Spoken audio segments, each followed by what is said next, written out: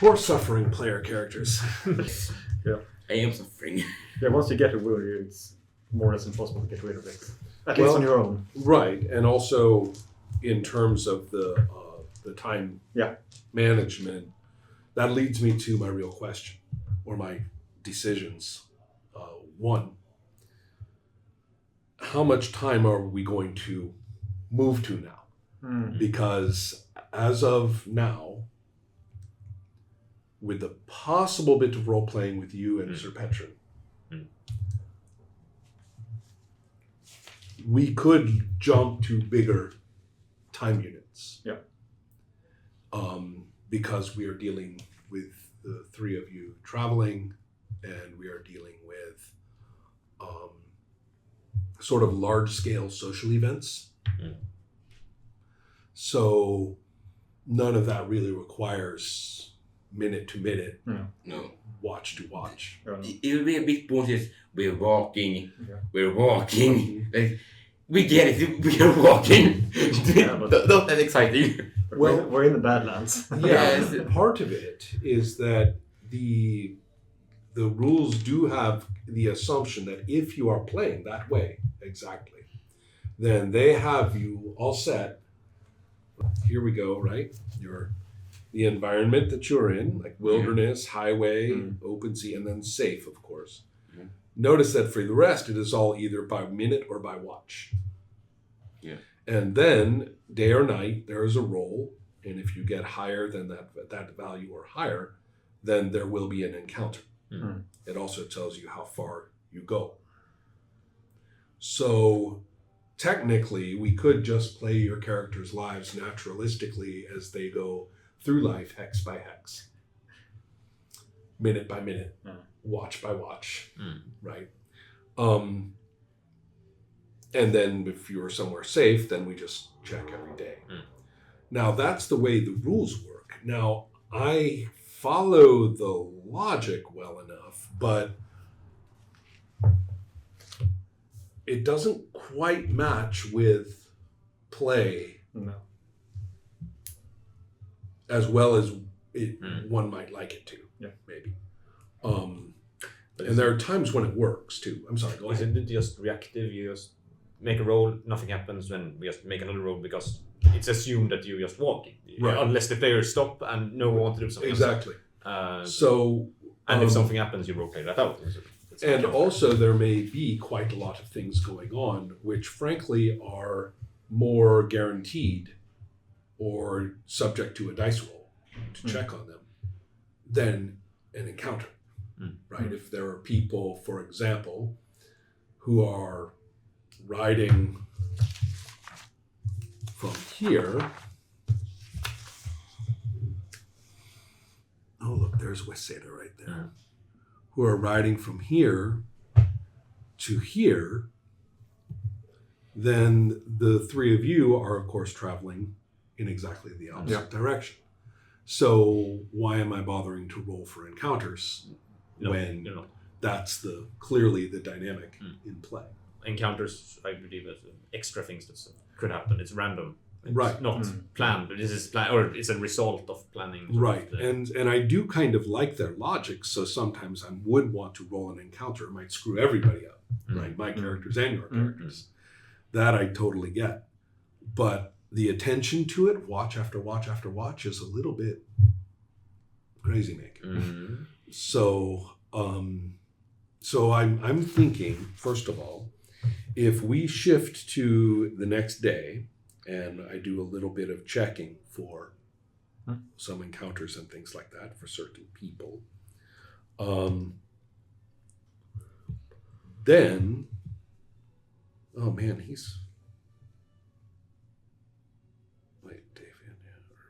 Urban. Wow, he is still in Henway. Right? You may have been wishing that he came back, but for him to come back that fast, he would have had to turn around immediately and come right back. So he's according to my little schedule here, he is on. He's busy. He's busy. Right. Then. So okay, there's that. But there's no reason not to roll for him a little bit. We checked for your encounters on your trip back. Yeah. On this evening. Yeah. This day. Yeah. So that's a good thing. Right? Yeah.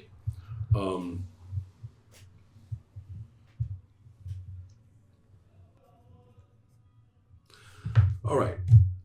Maybe we'll just take it from play at the level of like we've been doing, kind of watch by watch. Mm-hmm. And we know that until nightfall, the two of you and your little friend are pretty safe. Yeah. And also, as I recall, it's not doing a very good job of being stealthy. It's No. trying, but that's a problem. Yeah. Yeah. Yeah. So it's a good thing you haven't had an encounter because by definition, whoever you meet Wouldn't notice. will see it. Yeah. So And like then you begin talking crazy. and then we have Oscwen's situation where I know you were very determined to tell Sir Petron about this assault upon your person. Of course. Sir Petron has other things on his mind. Uh-huh. Are you hurt? No, shut up. So the real issue here, of course, for him is what seems to be, a civic disaster. Mm-hmm. And he's definitely worried about something very specific when you finally catch up to him here. Remember, he made the Agric people, behave like priests. Yeah, exactly. And he is realizing that he can't just spear all these people. That something constructive has to be done. He's working with a very few people. He needs to tell a couple of his people that he wants them to ride out of town that way, where everybody's coming from. He needs good intelligence. He needs somebody to find. He says, he needs somebody to find Petrain. He needs somebody to find Geralt. And so he is, he has to deal with people that he trusts a lot. This is a problem. He's giving up people he trusts a lot while he's dealing with these problems here. Exactly. Yeah. At the same time. So he's going to make use of whomever he can. Which means that all these people along here, they are taking care of the refugee people. They are going to get tended to at the temple, and no temple people, you cannot sacrifice these people.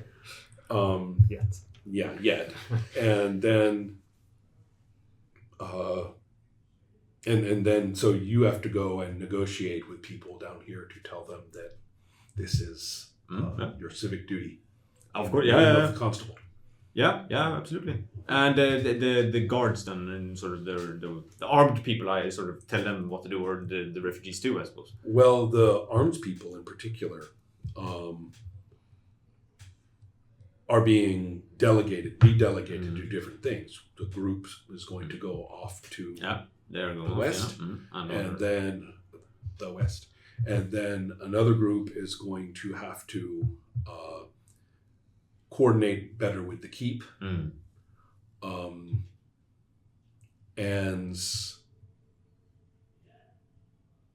you are basically only armed with Emir. Yeah, exactly. Yeah, he is your guy now, apparently. Yes. And wondering how did I get this? And they and so your job is to go and tell all these people, that they have to be nice to the refugees and feed them. And yes, I know it's a bad harvest. All will be well. The constable says everything is going to be fine.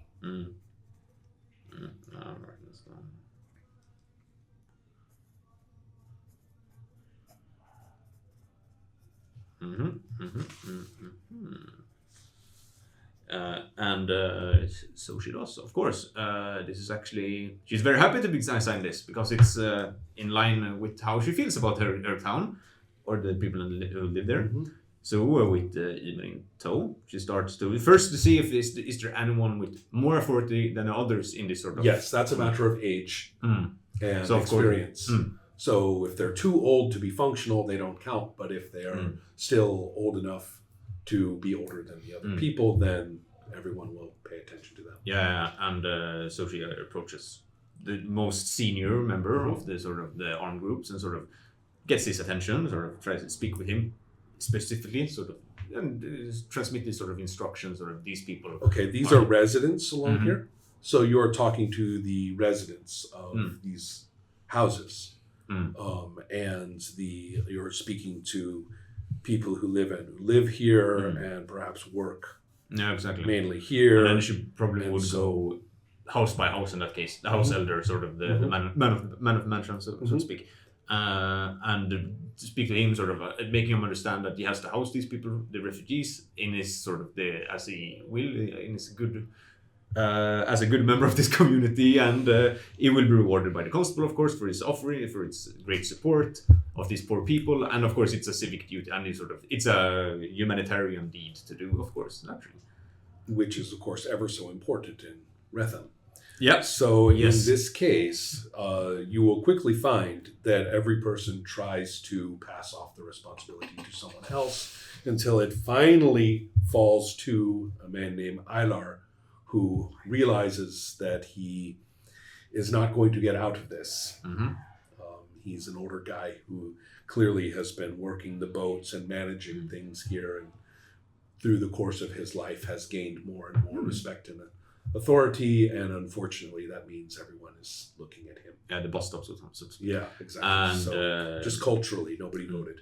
No. But Oscwen also respects this man very much. Of course, he has known him all her life, and sort of approaches Ilar and tells him sort of the same thing that everyone here is looking up to. You have to do the right thing, and sort of if we can help these people now, we have to, like as a community, as we say that it's very important for us to try to bring out these to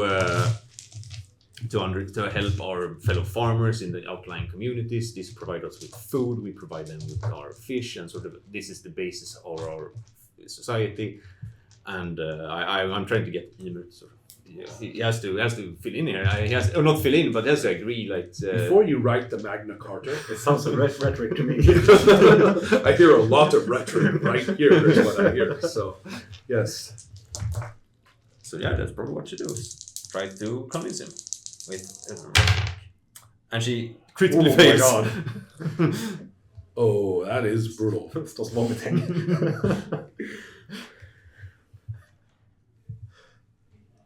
I think you're going to have a full-fledged defiant refusal.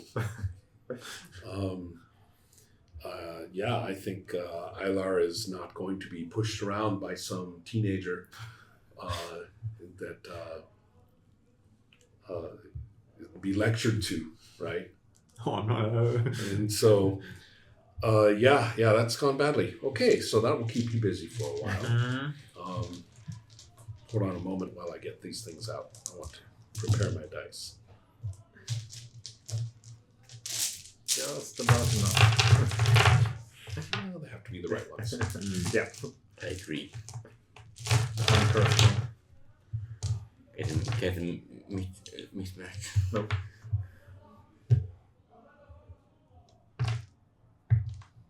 I'm not really sure.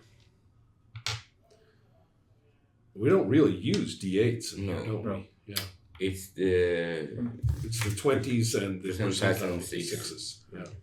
So let me just orient my thinking slightly, which I have to do every time.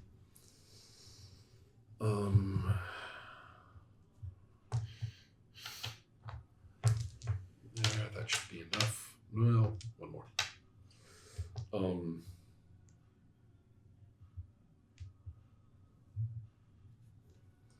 So let's see, percentile, I should probably get another pair of percentile dice out just in case I have more than one to worry about.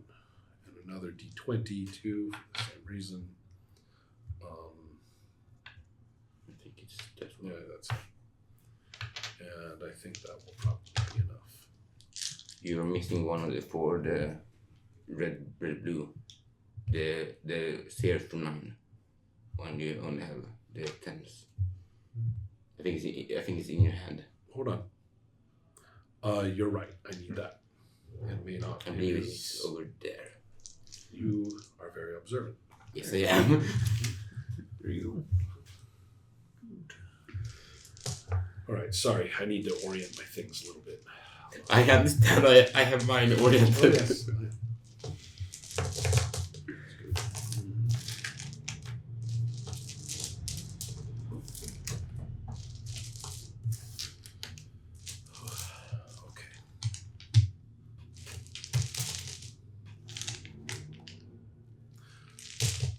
I also want to say that the failure of the divine intervention last time effectively removed a very logical and it would have been very attention-getting plot event that would have solved all my problems for planning anything because the problem would have been so severe and direct that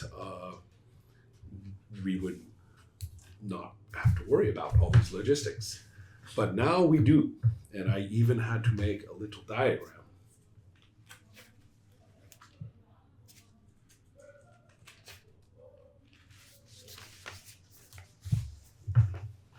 Of everybody traveling about and going places and figuring out who is where and what they're trying to do.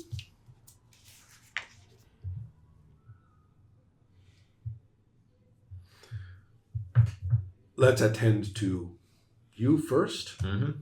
Ilar has roundly evicted you. Ymir decides that even if they are 20 ignorant peasants without major combat training, that is still 20 people with hammers and nets and a bad attitude, and that maybe this isn't really where he chooses to. He probably will urge you to get out of there. And Oscwen is actually quite upset. This is like at Ilar, and actually at Ymir, if it continues talking like that, because I mean this is a complete like disregard for human suffering in right in front of his eyes. He's choosing to like Ymir is as he is. He's standing in her eyes is crashed. Yeah. Right now, this isn't how he's supposed to act. He's supposed to be a pillar of the community, not hide in his sort of house and so on. He's saying we're not giving up any of our food to these people. But they gave you the food to begin with, not the fish, but sort of the bread, and sort of they made you. It created sort of your living standards too. This is no, these are just a bunch of wretched rats who live out there in the river heads and the marshes out there. They don't do anything important. Or if they did, then they should be out there doing it. We're working twice as hard right now for half the food. Yeah, they should be doing the same. Yeah, but they can. There's a monster out there. So I've been told.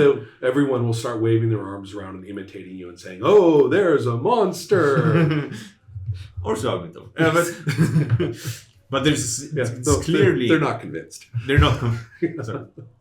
She's not convinced. She knows these people. I mean, horrible people, even though she's one of them. But never mind. When they get their mind set like this, it's completely useless. But she's quite mad. And I guess Ymir got his way, and I have to